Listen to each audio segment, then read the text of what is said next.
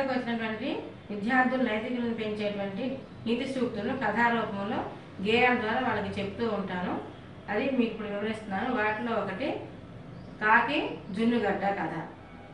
ఓ మంచి కాకమ్మ, ఆ మంచి కాకమ్మ, నా మాట వినమని నక్కనెను. ఓ మంచి కాకమ్మ, ఆ మంచి కాకమ్మ, నా మాట వినమని నక్కనెను.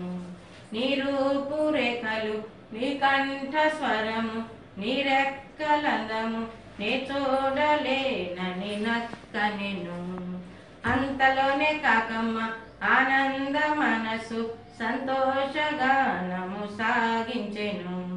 నోటనున్న జున్నుగడ్డ క్రింద పడగా, నోటనున్న జున్నుగడ్డ క్రింద పడగా, ధీటైన నక్కగారు దిగమృంగెను.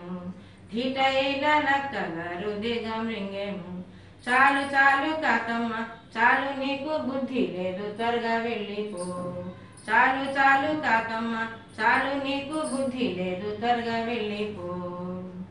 పొగడ్తలకు పొంగిపోకూడదు.